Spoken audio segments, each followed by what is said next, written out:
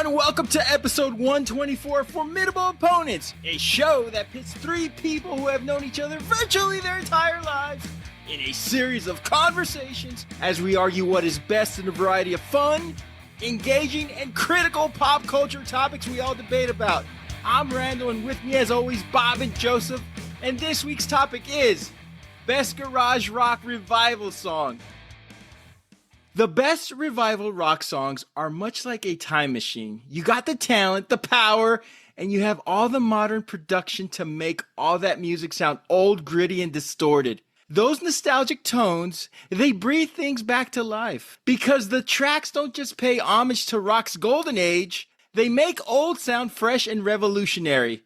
It's not just what we hear, it's what we feel. Raw energy, defiant attitudes, unabashed amplification of a generation's voice. The songs aren't just tributes, they are a reimagining. They remind us of that rebellious spirit that still exists, and the sound is equally as infused with the same themes, issues, and wants of the past.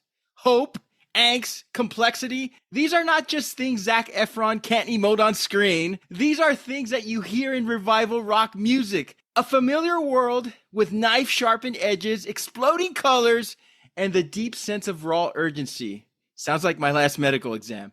On this episode of Formidable Opponents, we are bridging the distant past with a not-so-distant past. We're talking about the songs that demand to be felt, the bands that shook every foundation in their path.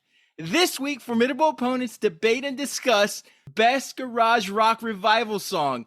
With me, as always, are two people who, much like the White Stripes, we have no idea what their exact relation is. Bob and Joseph, how are you guys? What's up? What's up? What's good? What's good? What's good? How's everybody doing? There was something I was going to talk about, like when we first got started, that I just wanted to bring up, and now I can't fucking remember. We're gonna make fun of Pete Townsend singing "Let My Love Open the Door." Jesus Christ, I didn't know that was Pete Townsend from the Who singing that song. Which one? Oh my God, it's the Look Who's Talking song. Yeah, yes. That song. Let My Love Open the Door. Yeah. Between that one and finding out George Harrison song, saying "I got my mind set on you," I'm like, what the fuck happened to these guys? Yeah, sorry, going off topic here. Great stuff. But we are talking about music, so you're definitely not too far off topic. We love music. So, guys, we're talking best revival. Go ahead, Joseph. It looks like it's go ahead. Oh. We want to make sure you clarify that. Oh, just so people know.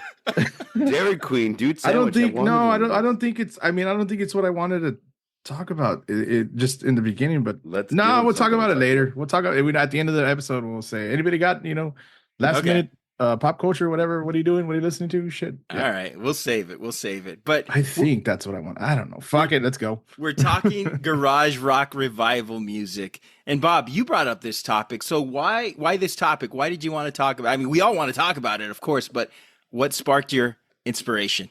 What piqued my interest? Is that what you're saying? Yes.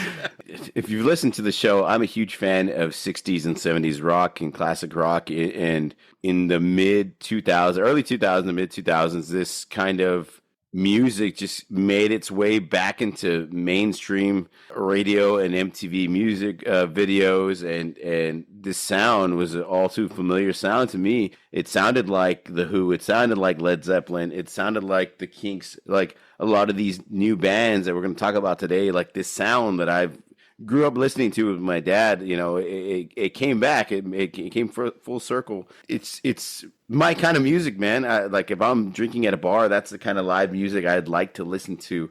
And it was so different. It's not grunge, and it's not alternative, and it's not new metal, which was really popular within that decade, that span of time. Yes. It's something different, and it only lasted. There was a small window. I think it lasted maybe like 5 to 8 years, like we talked about earlier. And it was just something different that I really, really liked. I'll use the phrase a throwback, and it's my jam, man. I love that. Now, Bob mentioned new metal, Joseph. You're our new metal aficionado, but you enjoy garage rock too, right? Can you tell us the difference between the two and let us know why one was better or equal?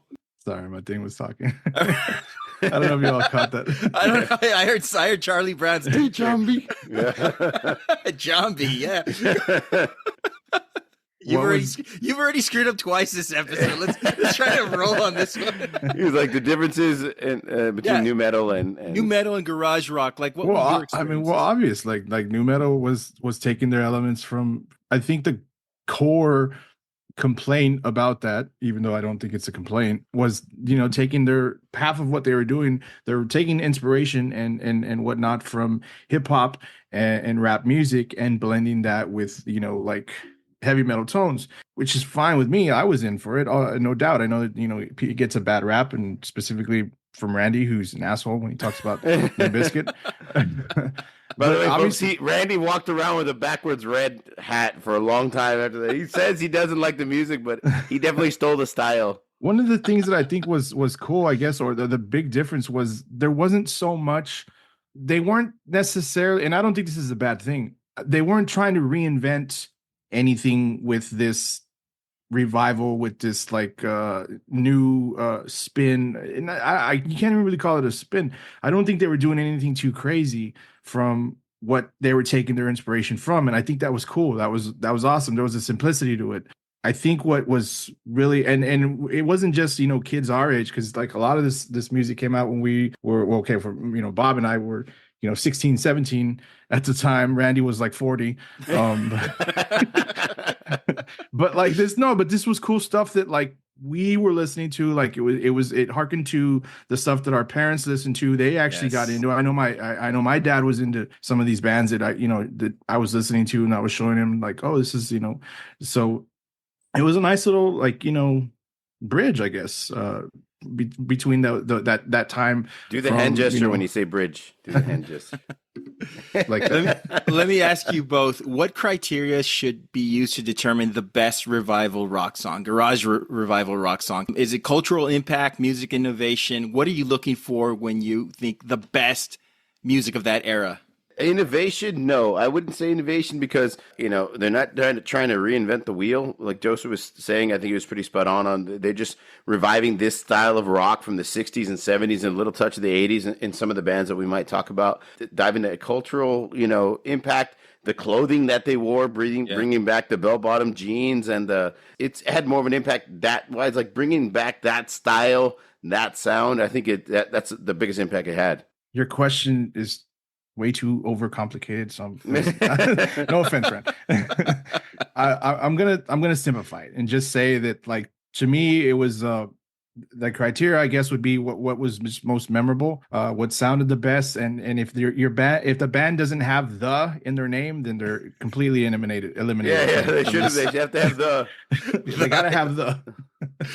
I think with me, I think it's the success of these songs is measured by which of these songs made it into both car commercials and Danny McBride movies.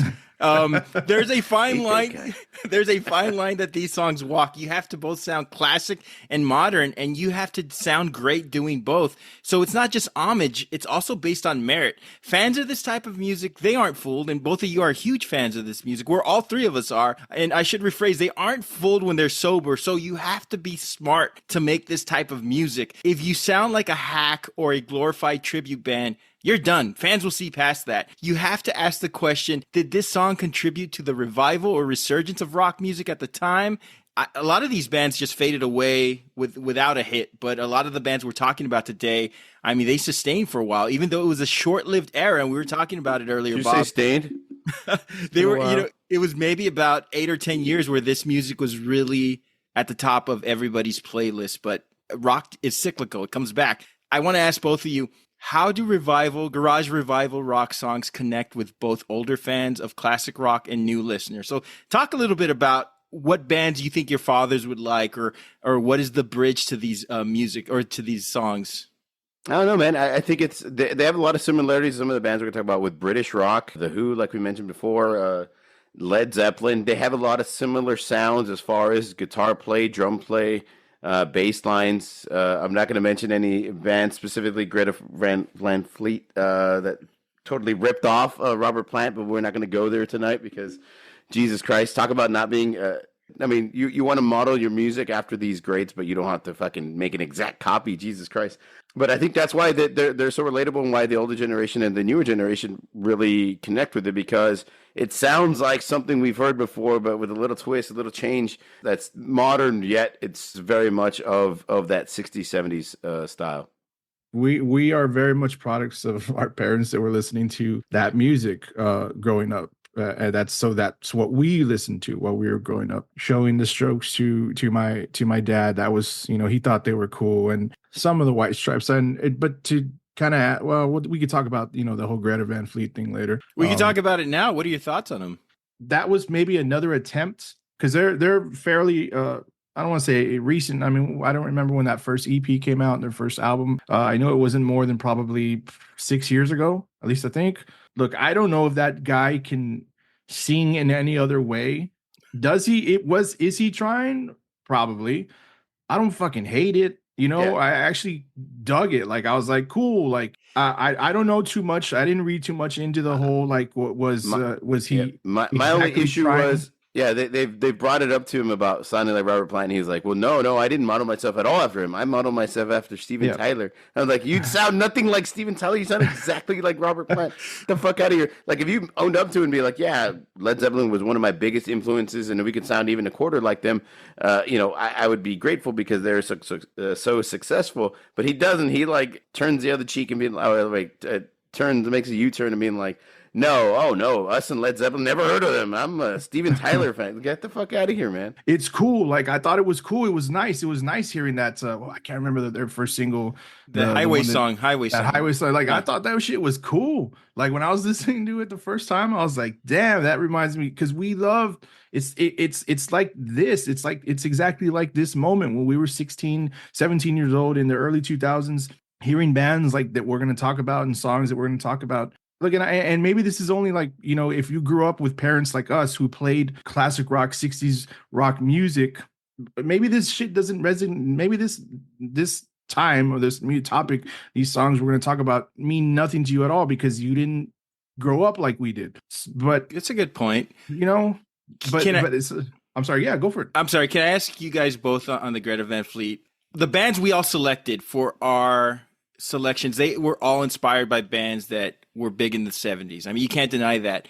But is Greta Van Fleet's biggest, I guess you could say, offense is that everything about them sounds like Led Zeppelin. It doesn't sound Led Zeppelin inspired. It sounds like just Led Zeppelin. Yeah. I think when I first heard the single, I was like, oh shit, Led Zeppelin released something? Like, way after the fact. And then they said, like, it'd be one thing, like, your sound can sound like Led Zeppelin. I'm talking about musically. Yeah. But when you, and this is my opinion, and people probably call me full of shit, when you make your voice sound so much like the lead singer, like somebody before, like it's like you're trying to be them. You know what I mean? And I don't know, like if we bring up bands like the White Stripes or the Strokes, they sound like the Strokes specifically. They sound uniquely like a 60s or 70s like the Doors band. Yeah.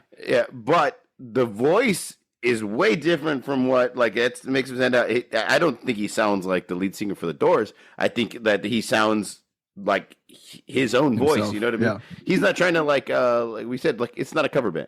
This is why I thought it was cool, because I was like, cool, another, like, maybe we're getting into another, like, revival type thing.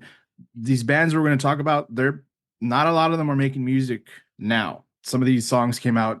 Some of these songs are over 20 years old now. So, but I thought it was awesome. I thought we were going to get that because we're into this. This is kind of what I was saying. This is how we grew up. So I thought it was cool, but we haven't seen, maybe because it was too similar to Led Zeppelin as vocal wise. Maybe that pumped the brakes on maybe any kind of like second coming of the of 60s rock revival. I don't know specifically if he can sing another way. It reminds me of, and it's completely off topic, there was this rapper that I was into back in the days named Gorilla Black. His whole thing was he sounded exactly like Biggie.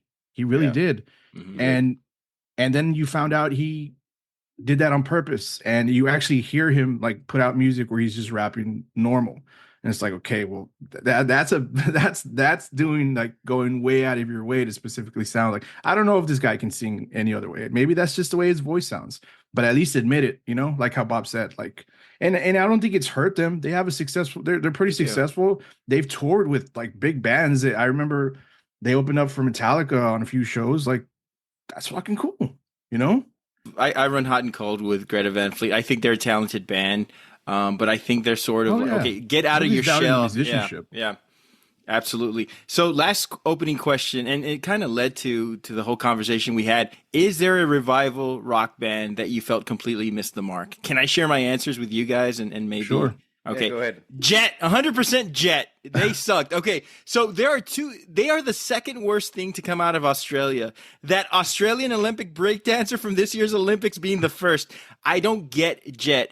And we couldn't escape them because they were on Apple commercials and they were on Madden Football. Something was just so annoying and especially derivative about them. They were lazy. They were just riding the wave. I don't understand how a song like Cold Hard Bitch got radio play. They weren't running around claiming to be like this deep, arty, progressive rock band or anything, but I just wanted to choke slam them all on the table. And here are some of their songs. Are You Gonna Be My Girl? Shine On, Move On, Hold On, Lazy Gun, Cold Hard Bitch, Look What You've Done to Me.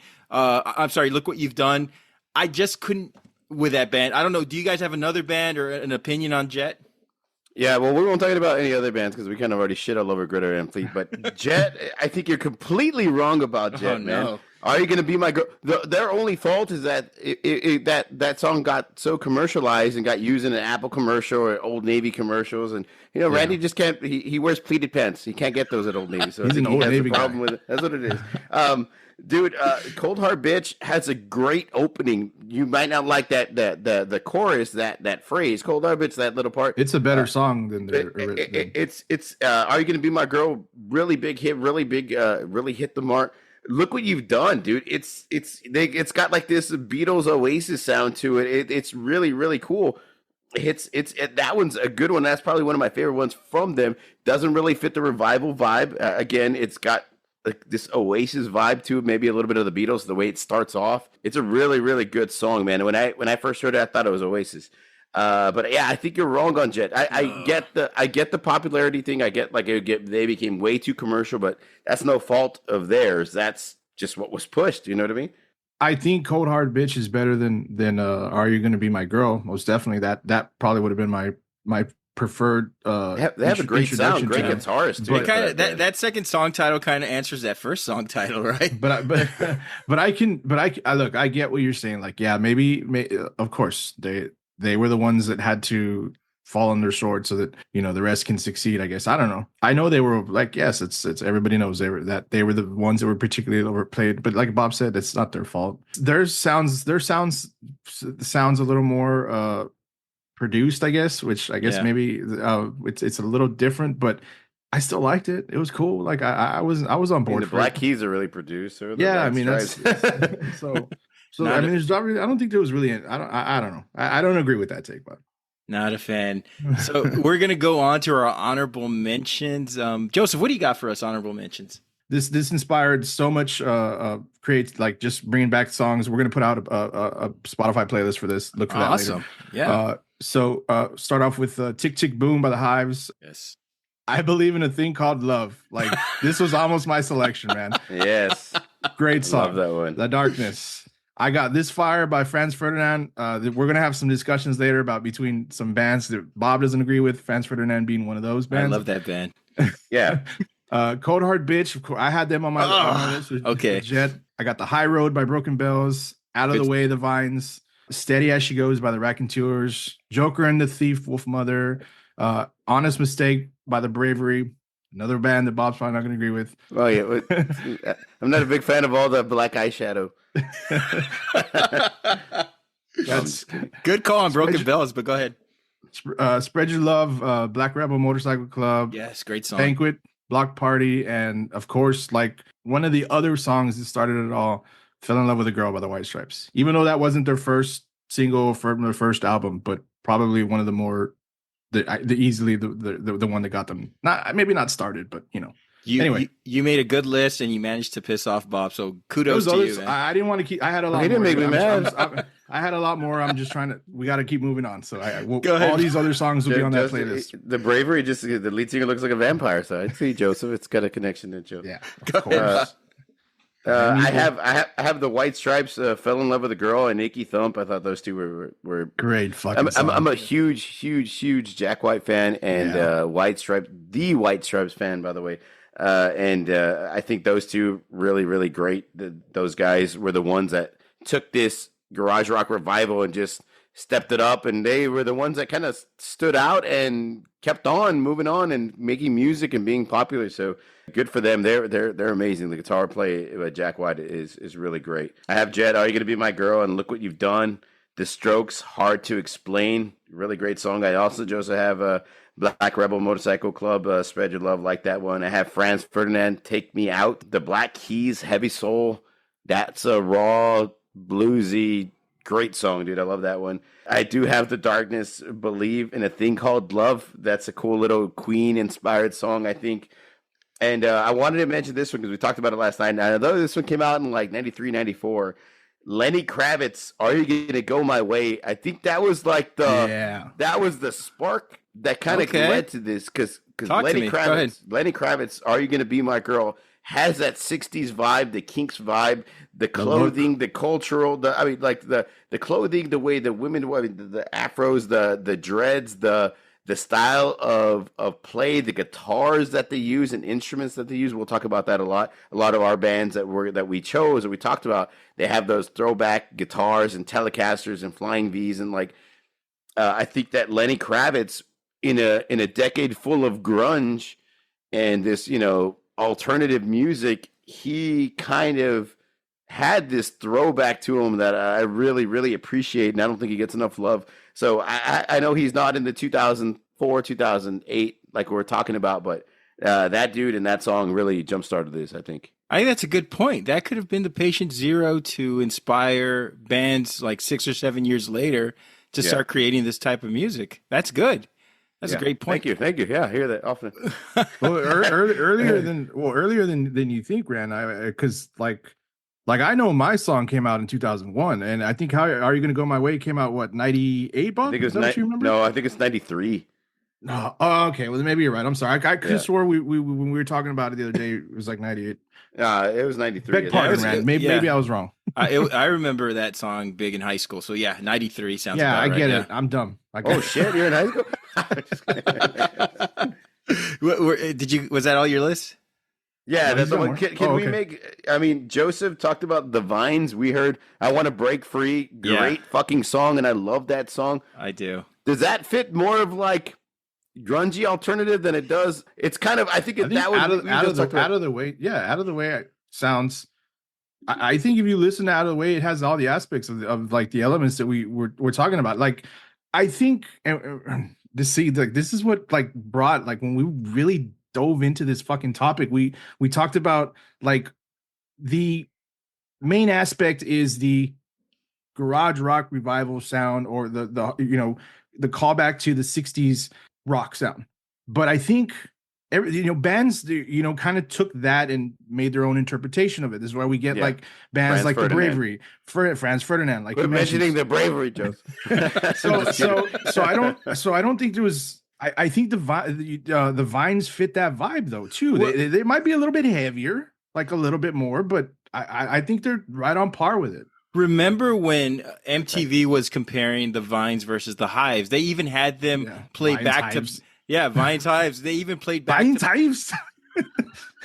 They even had to play back to back on the MTV Music Awards, where the Vines came out first, and I don't think they played. I think they spun the stage. They spun the stage, and then the lead singer from the Hives was like, "Now we got the show going because it's us," and he was kind of talking shit about it. It was kind of a cool moment, But I have them as well. I have Fell in Love with a Girl by the White Stripes. To me, I think that one started off but now Bob made the point about Lenny Kravitz, but this song in particular kind of started off the whole modern era, or I should say early 2000s era, late 90s of garage rock revival. I had Seven Nation Army, of course, by the White Stripes. Yeah, that was one that I thought like that was massive. I know it Fell in Love with a Girl is the one that got it started, but the most memorable one, I guess, too. I mean, it's a stadium song, man. Like It's a stadium song, yeah. You could have picked that song as your pick, and I would have been like, of course. Did y'all like Icky Thump? I like the Icky Thump. I love Icky Thump played song. the weird solo and the scratching, like the guitar strings. Like it's got a cool, different vibe to it. Plus the hard rock to it too. I like that song a lot. I remember Pat McAfee coming out to WrestleMania and Seven Nation Army, and the crowd went absolutely ape shit. So still a huge song. Are they a couple or are they siblings? We don't know. Anyway, we've talked about what an amazing musician Jack White is. Not only with his work with the White Stripes, but the Raconteurs, the Dead Weather, and his solo stuff. We know he's amazing, but I'm curious to hear what your take on Meg White's drumming is. But before you respond to that, a lot of people speak about her efforts or lack thereof, and that Jack White was really the entire band. I mean, Meg White is famous for two things: being in the White Stripes and for being in a leaked sex tape. I haven't watched the tape, but I heard that the guy she's with is also doing all the work. But anyway, what was your take on Meg White? Because it was the Jack White show. No, well, yes and no. Go He ahead. can't be, right? Yeah. Well, because he was a singer. Like, okay, look, they were historically and to the eye, they were a two individual band, guitar and bass. And as far as I know, and maybe Bob can confirm this, there was no production of drum. Bass. The bass you heard was Jack White. Jack White, yeah. Playing the bass tones on his guitar. Yes. So Seven Nation Army's not bass; it's guitar. No, yeah. Of course. Yeah. I tuning. And that's not her fault. Like that he had to do those two sounds. I don't think they.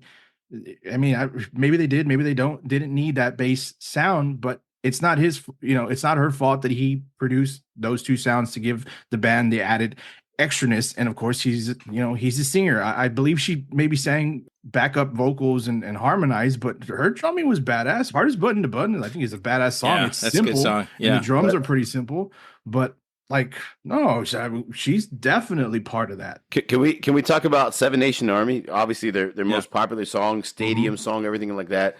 If you break it down, when it starts building, it's because of her drumming. Yep. It's not because of, Jack White's still playing the same fucking riff, dun dun dun dun dun dun, and then she starts building with the drums in the background, and that's the shit. Stop hitting your mic. I'm not hitting the mic. I'm hitting the table. We're having too much fun here, ladies and gentlemen. Get ready. Yeah, I think, throw something against the wall. I think she's exceptional for what she had to be. And you're saying like, oh, well, Jack White was a show. Of course she was a show. He would put guitars and microphones on further away on the stage so he could be running back and forth. He wanted to be the show. Do you see the way he dressed, the way he looked, the actions, the peppermint? Like he wanted to be the show, and that's fine. And for her, she couldn't be as loud as him. She can't run. She's got to stay behind the drums. Loud. Like she couldn't be as loud as him and being as crazy as him. If his actions and his look and everything are so up front and forefront, she's more reserved in the background. I think they complement each other very well. For the rest of and great points, guys. For the rest of my honorable mentions, I had Red Morning Light by the Kings of Leon. You're gonna say Jet. That's another band that I don't think, not anything against them, good rock band. I just don't think they're part of this. Well, their first album is, if you listen to it, it's 100% garage rock. I mean, this was before attractive people discovered them. I mean, they were playing pure garage rock. I had Spread Your Love by the Black Rebel Motorcycle Club. I had Tick Tick Boom by the Hives, Hard to Explain by the Strokes, great song. I Bet You Look Good on the Dance Floor by the Arctic Monkeys. I had When I'm Gone by Dirty Honey. They sound like Greta Van Fleet, sounding like Led Zeppelin, but still a great band. Highway Tune, Greta Van Fleet. I do like that song. 10 a.m. Automatic by the Black Keys. I know they had more popular tunes like Lonely Boy, but this one's my favorite. You're on My Mind by KO and the Knockouts. Get Free by the Vines. Maps by the Yeah Yeah Yeahs. And I know covers are kind of cheating, but Mississippi Queen by Joyous Wolf is a great song I like. And guys, before we go on to our selections, I noticed none of us, we talked about this via text, but nobody mentioned anything by the Killers.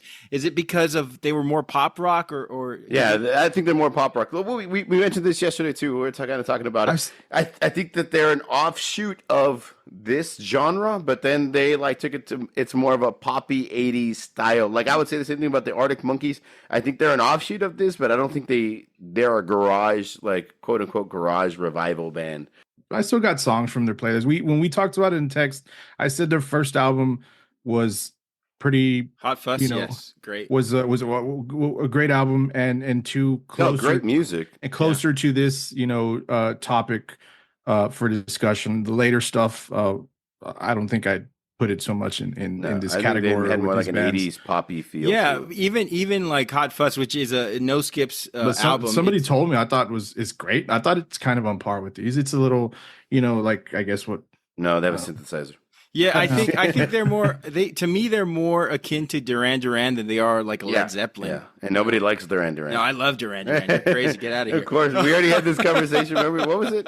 You're like Hungry Like the Wolf. I was like, they didn't have anything else besides Hungry Like a Wolf, Rand. Get out of here. We'll have to do best Duran Duran song sometime in the future. Well, yeah, it'll be a 5-minute show, folks, because even Hungry Like a Wolf sucked. We're going to go on to our selections. Joseph, you got the first one. What do you got for us? All right, so I chose "Last Night" by The Strokes. I mean, pretty simple, really.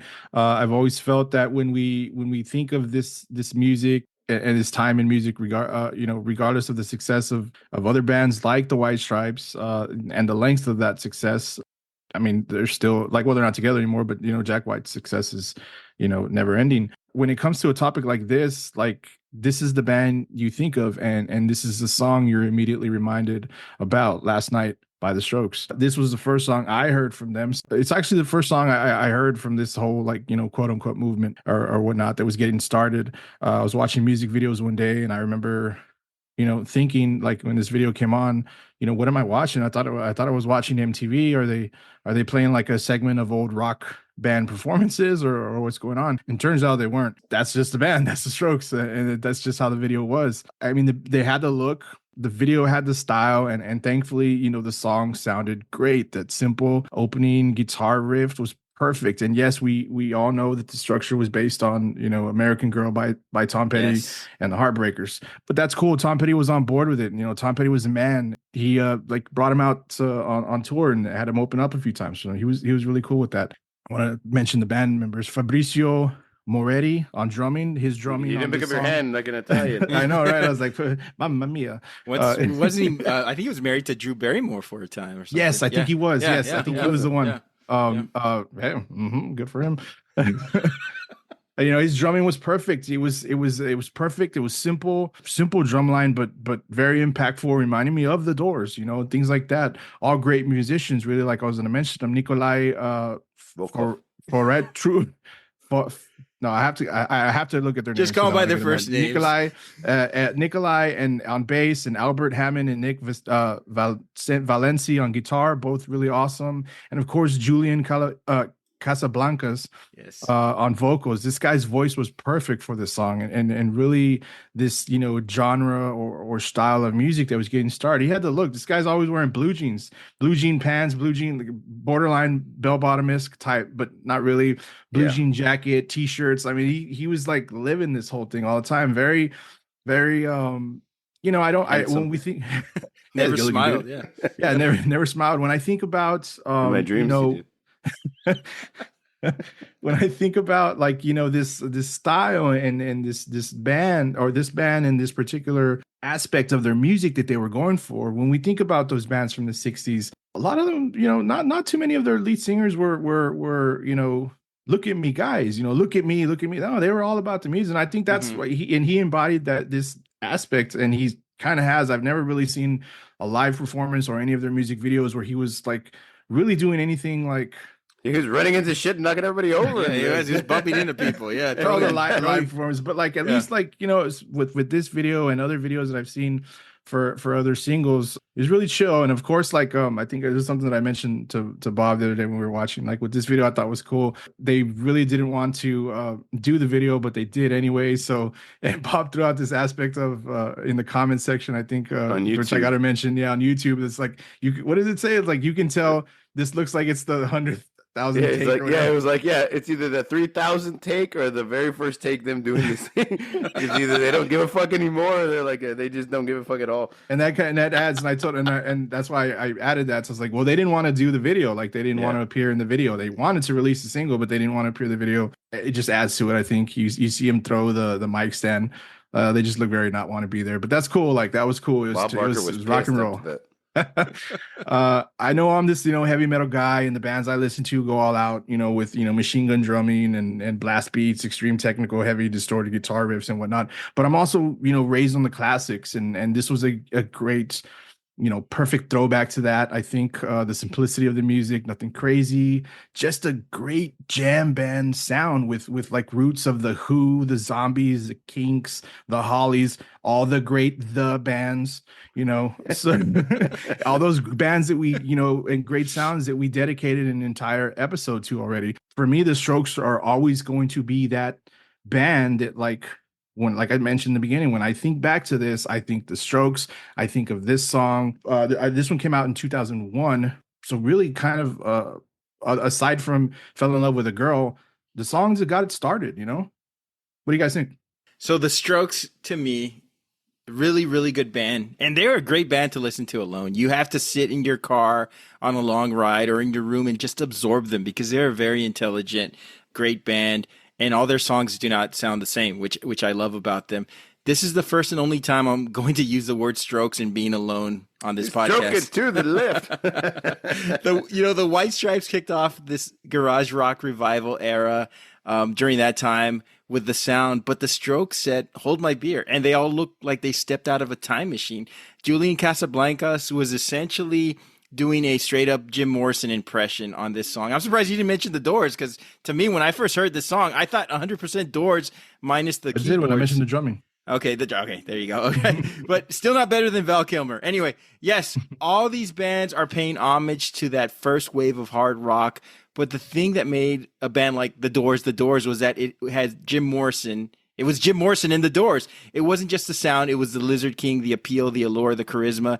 Jim Morrison sold the Doors t-shirts to us in the 90s. He was the iconic frontman. To your point, Joseph, the Strokes were about the music. They were about the band. Casablancas got the voice right. I will give him that. But he wasn't like your typical frontman where he was, front and center in the interviews and in the photo shoots. He was very much blended in and putting the music first, which, commend him on that.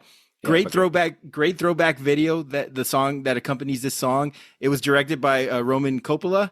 I'm sure that last name sounds great familiar. wine. Yep.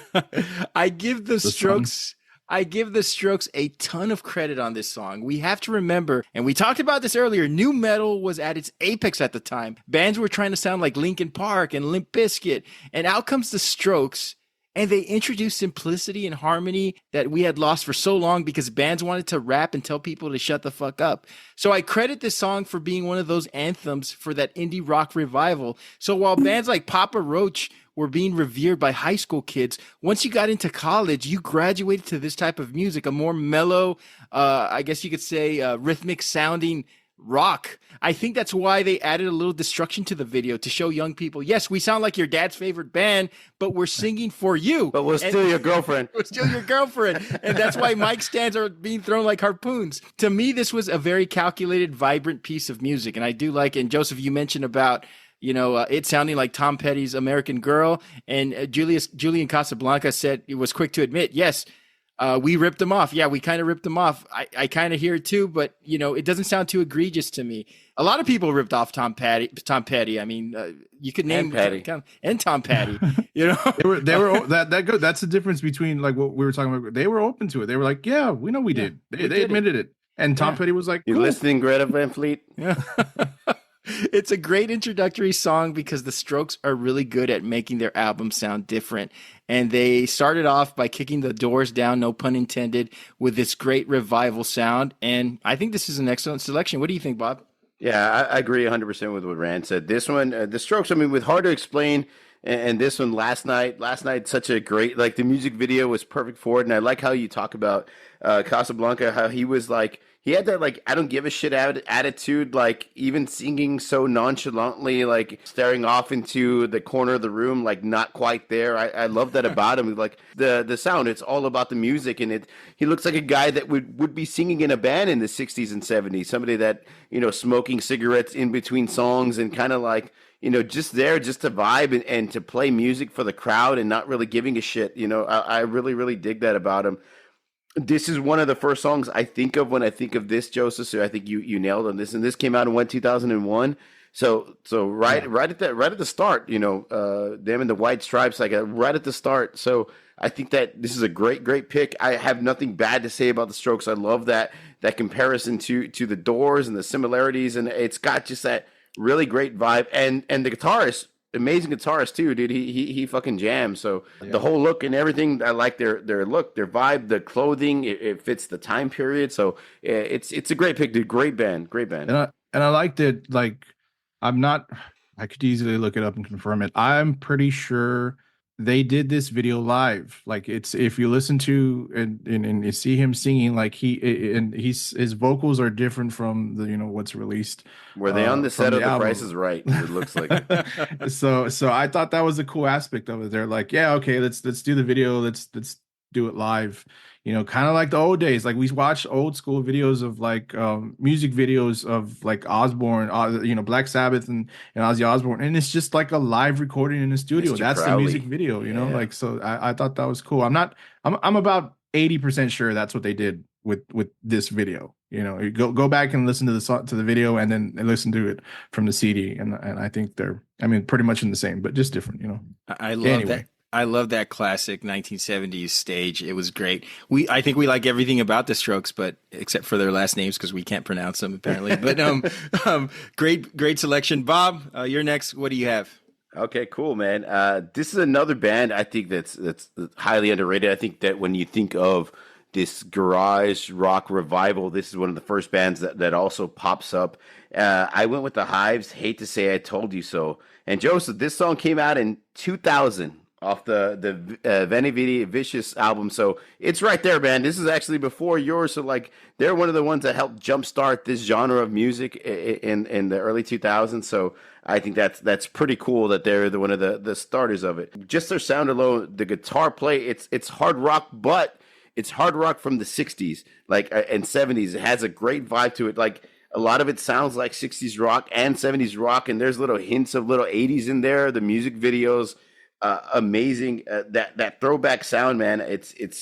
It's hard to I guess it's easy to replicate, but it's hard to make your own. And these guys definitely made their own. That killer guitar riff is awesome, and the fucking bass line. Me and Rand were talking about the bassist, the guy with the mustache who looks like he's 40, and he's just fucking jamming, dude, and vibing with himself. And that bass line that he's playing is killer in this song, dude. It's really solo, great. right? Yeah, yeah, it's fucking awesome. Like even in the music video, everybody else in the band freezes except for the bassist and the lead singer, and he's fucking jamming, dude. It's cool, dude. The riff, his riffs, the bass riffs, the bass line, the guitar solo in this, the drumming. I mean, seriously fucking amazing. And we're going to like the clothing aspect, the black with the black suits with the silver tie, the white tie. Fucking awesome, kind of similar to, you know, the White Stripes had that peppermint, the black and red and white, and these guys had just a black and white. I thought was really, really killer. Their lead singer is what you would want in a lead singer or a front man. I'm gonna fucking butcher his name. It's Pele Almquist. It's Almquist. Good enough. Yeah, it's good enough. Yes, I mean, Pele, not the soccer player. Go ahead, Pele. I mean, he's got Eric Foreman. The fucking Eric Foreman. Yeah, he looks like Eric Foreman with like psycho eyes, right? He's got those crazy eyes. He has that look. He has the stage presence. He's got a kick-ass voice. He could scream into a microphone without sounding like new metal or grunge or like alternative music. He could scream and it sounds like a Robert Plant or a lead singer of the 60s or 70s, and he has that vibe to him, and I love that. So this is just I would say like a step up version of a 60s rock song, because it's just a little bit faster as far as the tempo is concerned, but it's amazing, man. I know they had Tick Tick Boom, another great song, but I think this is the one that like helped kickstart this revival, and I think it should be praised for it. This song, dude, this is a awesome song. I know I was talking to you makes you want to drive fast. Yeah, it makes you. Yes, it does. I have that in my notes too. I think because this isn't taking anything away from it. This song was used in commercials too, and I believe it was used in car commercials. It was just a great driving song, right? And I know I mentioned earlier, and I'm not going to talk shit about any of these songs. I think this was a topic that, like, I flat out said, like, I had trouble making my selection, and ultimately I went with what I did because of how I felt about it and what I said when I think about this. But this, I was really like, and I'm for this. Like, we need to do some episodes where we're like, bring your top 5 and let's just talk, because this is like fucking good shit.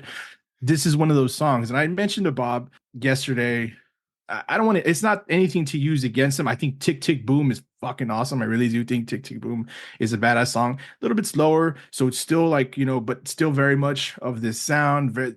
I'd really have to look it up though, because Bob said, because you said that they were maybe underrated. Maybe they didn't get their recognition, and if that's true, that's true. I have to look it up, but I don't think these guys were underrated at all. They are probably top 3 or top 4 bands of this, like, quote unquote time. It's the Strokes, it's the White Stripes, it's the Hives, and it's the Vines. To me, the Hives are definitely up there. Tick Tick Boom is a great song. One of the things that I told Bob that I talk about today when we did this is this song reminds me of the badass, one of our favorite songs, one song I think we all really agree with, You Really Got Me by the Kinks. Yeah. Great throwback to that. And I love that sound of that song. I love the speed, the tempo of You Really Got Me. And this really, really reminded me of that. And I don't, and not in a bad way. That's pretty funny, dude. I have it like at the bottom of my notes. I have the Kinks in a box, like squared off, and then vibe. You Really Got Me Now. It has that vibe. I didn't. Yeah. That's pretty cool. That you mentioned that. And it's not taking anything away from the song at all. One of the things I wanted to say that I thought was cool about this, and kind of what Randy said maybe about my selection, is like, yeah, we're making music that is, these bands are making music that's for, that your parents may have liked, or that your parents may dig, and we hope that you dig, but we also got it. Like, I like what he said about that. We got to show you that we can kick your ass too, or that we can rock too. And I think you hear that in this song. Like, when Bob was talking about this whole thing, I don't know if Randy noticed me. I was just like, I kept bouncing my head and nodding my head because I was listening to the song while Bob's giving his 2 cents. I do that when we do things like this to help me. Pay attention, Joseph. No, I was paying attention, but like, it helps. So I played the song earlier, and Vanessa ran from her room and like dove on the couch and was banging her head to it. So during the chorus, the chorus, one of the things that I think that is perfect about this band that I really like about this song, that aspect of like, hey, we can still jam. We know who we are. We know who we sound like. We know what we want to sound like, but we can still kick your ass. During the chorus, after the first, hate to say I told you so, all right, and boom, that's where they kind of kicked in a little bit of distortion. Explode. Yeah. And I loved it. It. It wasn't too much, because for pretty much the whole song, it's reminiscent of the Kinks vibe, where it's just like a gritty guitar sound, not too not too distorted, but just enough to, like, but that part after that first line in the chorus, like, where they boom, that's where they kicked on the distortion a little bit. I thought it was perfect. Added to the song, added to the aspect of these guys that, like, yeah, we're cool, we're gonna rock, but we're, like I said, we're also gonna kick your ass. And yeah, I know we joke about the bass player, hey, but he's kicking ass. Yeah, he's fucking jamming, dude. And Eric Foreman's over here looking at me with those piercing eyes, Yeah, he's the lead singer. Looks like he's got crazy eyes. And great shouter, yeah, great shout, because it's so clear when he shouts.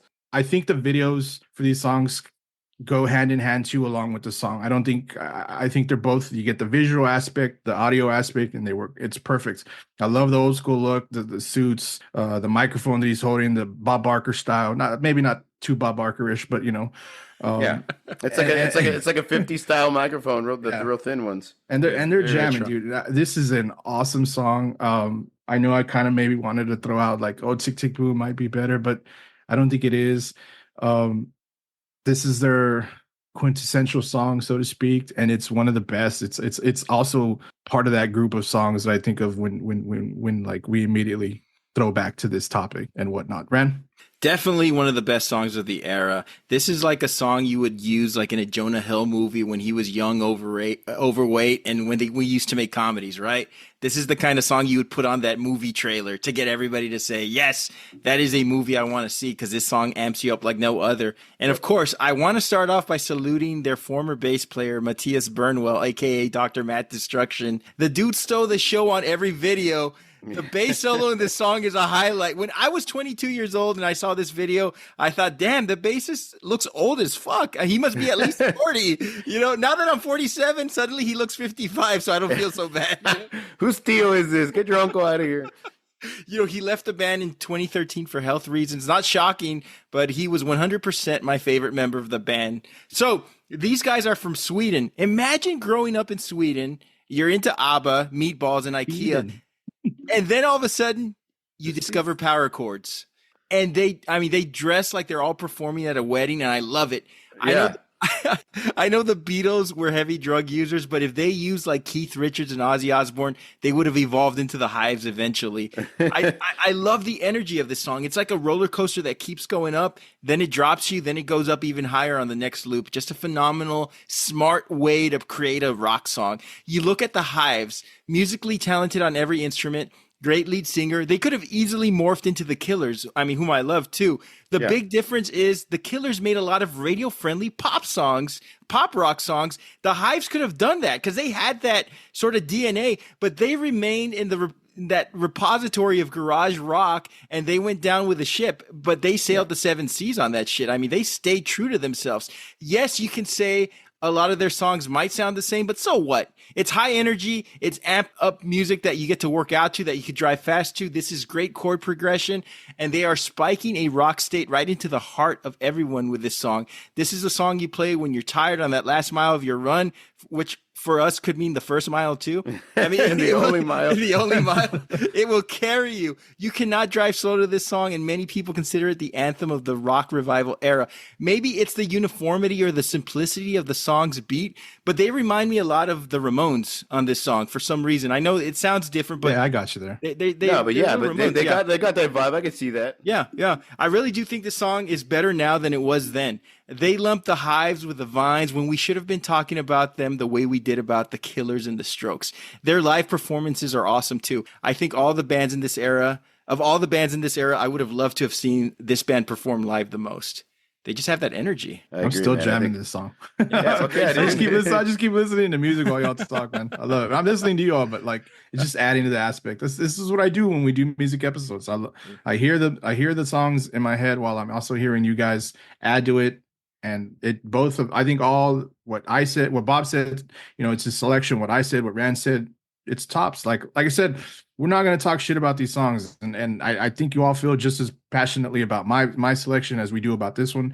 And I think we're going to obviously feel the same about Rand's selection. Rand, you want to get into that? Absolutely. So I selected Woman by Wolf Mother. So forget Jet. This is an Australian rock band that got it right. Although these guys have had more people in their lineup than a football roster, with only the guitarist vocalist Andrew Stockdale as the constant. I mean, he's all you need anyway. Their commercial popularity has fluctuated, mainly because of the inconsistency of the band's lineup. Maybe that, this is why they weren't a big a band as they should have been, because they were constantly changing lineups of the band other than the lead singer and lead guitarist. But what they did give us was some great hard rock songs that revived the classic garage rock genre. So some of my favorite songs from this band: White Unicorn, Joker and the Thief, New Moon Rising, Colossal, The Love That You Give, and so on, so forth and so on. A band that channeled Led Zeppelin and Black Sabbath. Very much so. Absolutely. But the one glitch was consistency in the lineup, consistency in dropping new albums. You don't have to be a music expert to know that acts have to strike when the iron is hot. Wolf Mother has only released 6 albums in 19 years and waited 4 years between their first and second album. By that time, the shine faded. However, what they did give us during that Phantasmagoria was the best garage rock revival song of the era. I'm talking about Woman. This was off their 2004 self-titled debut album that wasn't released until the summer of 2006 here in the United States. The song was a massive, massive hit, and it was featured everywhere. Major League Baseball 2K7, Madden Football 07, Tony Hawk's Project 8, Motorstorm, Pure, Saints Row 2, and of course, Guitar Hero. In this song, lead singer Andrew Stockdale sings about a very appealing woman who understands him. Do you know how rare that is to find? It took me 34 years, and sometimes I still get that stare. You know the one I'm talking about. This is three guys, and they sound like an entire rock army. This song just goes completely off the rails. It's wild, it's crazy, and sometimes it doesn't make sense. I mean, kind of like a very appealing woman, right? If you've never heard this band or this song, I could play it for you, and you wouldn't know if it was from 2004 or from 1974. And good hard rock should be both ambiguous and timeless. And it has cowbell. Cowbell, I got a fever. I gotta have it, baby. So they got cowbell in this song. It's got that 1970s brutal. Stop it. It's got that brutal 1970s rock energy. There's a hint of Let Me Entertain You by Queen. There's a touch of Chinatown by Thin Lizzy.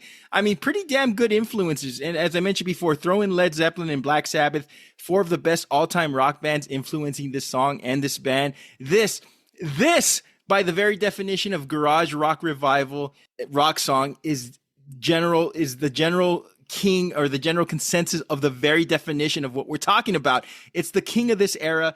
No disputing that. The one thing I will say, the band wasn't as big as both your bands, but this song was just tops. What do you guys think? It was very, very much. This is first off a great selection. If they had been called Their Wolf Mother, I'd be all over this shit. I'd give you the crown right now. They missed an opportunity to Their Wolf Mother. That would have been perfect. I really do love The Joker and the Thief. That's actually my favorite song from this band. The Woman was such a great first single to come out, man. Very Led Zeppelin. This is the thing that we talked about earlier. They sound like Led Zeppelin, but they also sound exactly like themselves. Like they sound like it's got a Led Zeppelin vibe, but they sound like Wolf Mother.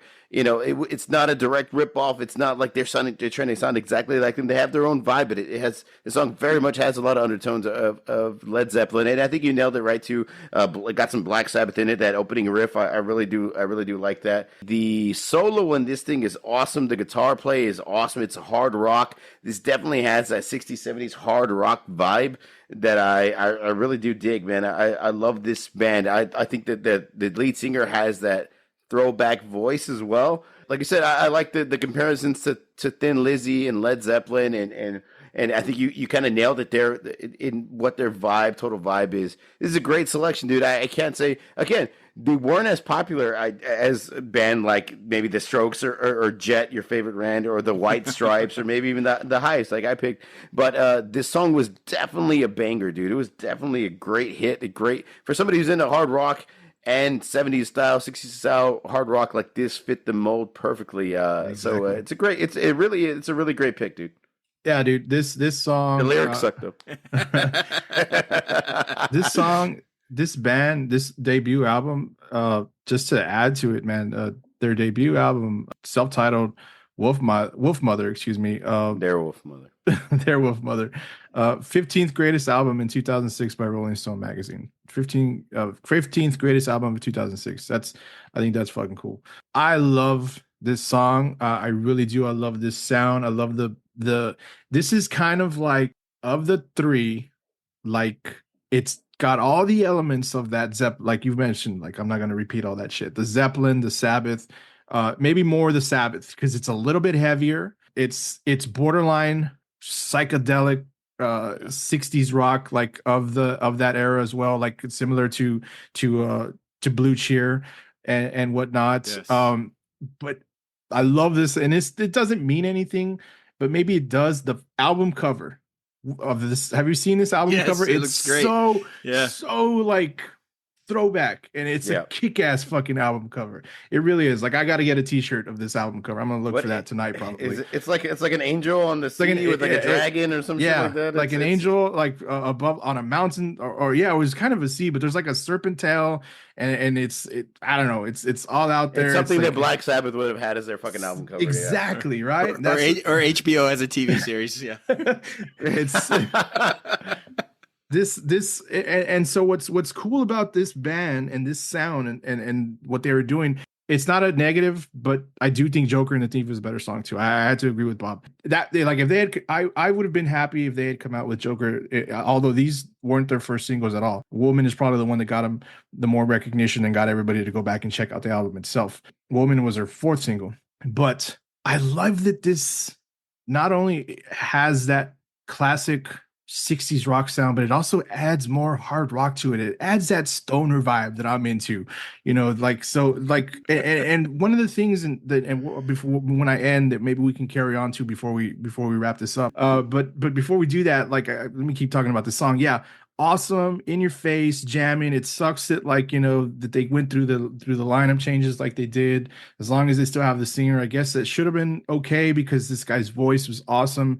I don't necessarily hear the Led Zeppelin vocal, but that's cool. Like, I guess, like, I think he's unique on his own. And I love what Bob said. You know what? You can say that they sound the way they sound, or compare them to who you're going to compare them to, but they do sound unique in their own way, and I think that's fucking cool. Unfortunately, real quick tidbit: Walmart had to, like, sell an alternate cover of this album because it was too, Walmart at the time, back in the time, they were covering up, selling different album covers. But anyway, great song, great in your face, great kick. Like, I love that of the three, this one's the heavier song, but that's cool. I think it's awesome. I love it anyway. It's just really jam. Like, I fucking dig that. Awesome. Great selection, great pick. These are all incredible songs, incredible band. Unfortunately, that, yes, of course, maybe they didn't have the success, or they're not the most memorable of the groups, but man, these songs are kicked ass. One of the things I want to kind of maybe add to this was a band that I thought about who was making music at the time. Still, they had released 2 albums, but their breakthrough, similar to this, and maybe one that we didn't mention, Queens of the Stone Age. Okay.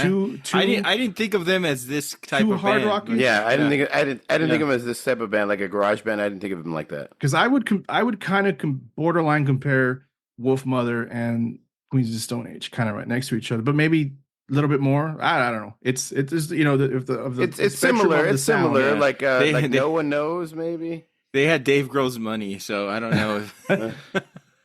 Maybe they were a little too more heavier, too more stoner, psychedelic, I guess. So maybe that's why they didn't fit into this mold. But this band kind of, I think Wolf Mother in this song skirted that line.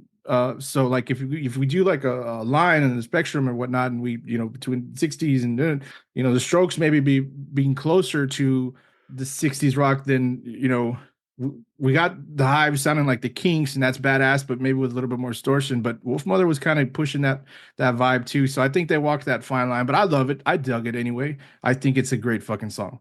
So, guys, we talked about why garage rock revival hit at this specific time. It was important for us as young people to really go back and appreciate. Well, some music. Of us were young.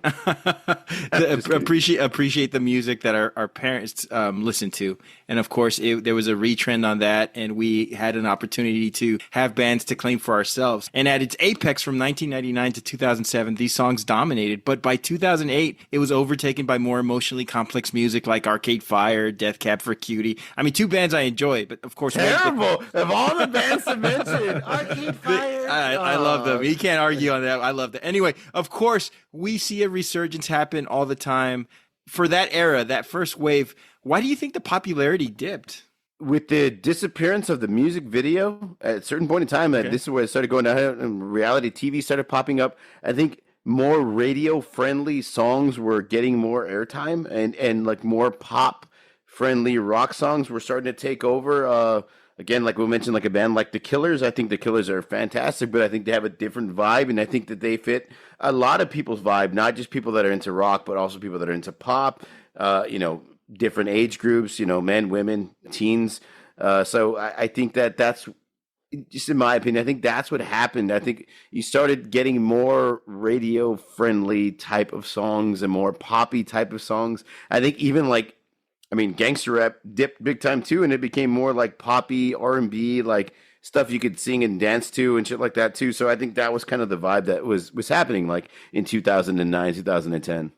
something similar to that would be a band called the Arctic Monkeys, which I don't know as well either. But in my research of my own selection and the singer and the band themselves, like that, I think maybe because we were living in more of an age where it's not only adds to one of the main aspects is we move on so quickly, and because even at the time technology was giving us a chance to move on so quickly, music was being pushed, can be pushed out quicker. So a new one of the things, well, but like one of the things I read about my selection and the Strokes was they were supposedly they heavily influenced bands like the Killers, Arctic Monkeys, and supposedly Franz Ferdinand. I was like, well, they're kind of around the same time, but I get what you're saying. It goes back to what you said earlier, Bob. Like it's a different sound. You called it, a different vibe, not so much like poppy, like how we've discussed the Killers.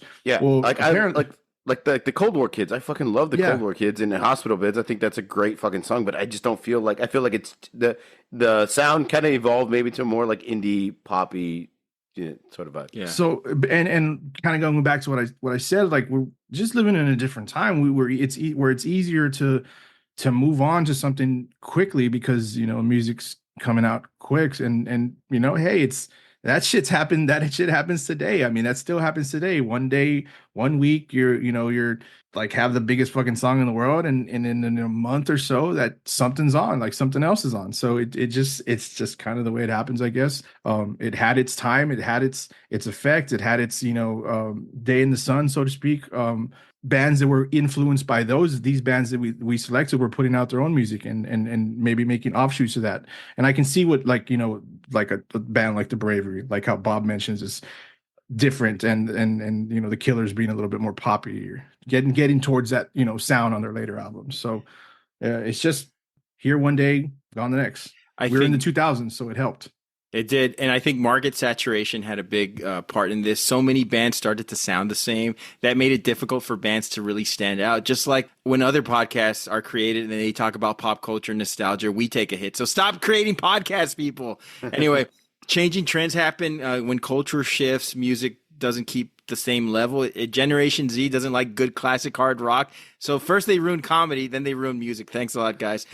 Bands evolved. Jack White, the Strokes, they all worked with more polished production.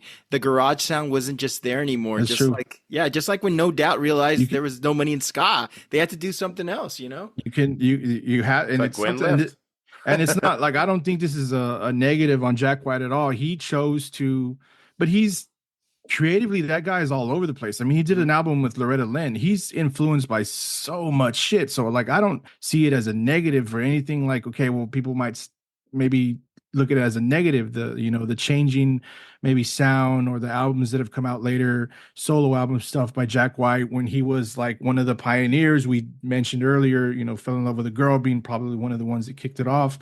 But hey, man, he made a decision. But I think his choices to evolve, but also in his own unique way, have helped him keep going. Absolutely. I'm still a very big fan of his music. His solo album Lazaretto is probably one of my favorite albums of all time. Just an incredibly talented musician. Okay, guys, final thoughts on garage rock revival. I'm always up for anything. Like I said in the beginning of this podcast, I'm always up for a second run if we can get that. I think it's cool when older bands influence new bands today. I would be totally on board with that. Like I was totally on board with the Greta Van Fleet stuff. I really was. We surprisingly I can't really think of anything else that's on that level where we're hearing a band that reminds us so much of another one. I'm curious as to what the next quote unquote rock revival is going to be. Are we going to have like on Instagram, because I follow so many music bands, like I'm always getting suggestions for these bands that I don't know, never heard of. And a lot of them, like when they post in their whatever they post, whether it's a video or a reel or something, they put in those hashtags or whatever, their little description, we were influenced by nu metal. And I'm like, seriously? They'd say like our influences are like nu metal, like, and they list all the bands that I listen to. And I'm like, and that's where they're basing their sound off of. I've come across a lot of these bands that are like nu metal influenced. And I'm like, well, I don't think we're going to get that revival run, but hey, that's cool. Like that's cool. It's cool to see like these young bands that are like being influenced by the stuff that we were listening to in the 2000s, which we got to do that 2000s rock episode. Hopefully we'll get that out to you all soon sometime. Final thoughts, Bob? Nothing. Screw you all. No, with this, I think this was a great revival. I think this is a great throwback to music. I was hoping that it would last a little bit longer than what it had, but it was still a great little time in music. That little 9 years of just fantastic music and nostalgia. Considering Stranger Things is so big right now, or has been over the past 5 years, and kind of like 80s and 90s are nostalgia is kind of really big right now. I wouldn't be surprised if we saw some kind of 80s revival style music or something from the 90s. I wouldn't be surprised if we saw something like that. And I think I'd be all on board for that type of thing. Creating some kind of new metal stuff, that'd be cool.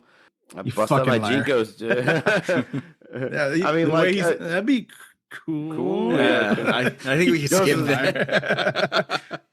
I know. I just don't like. I mean, I think it's a great for the style and the types of music, the way they kind of get shuffled around and brought back into the forefront.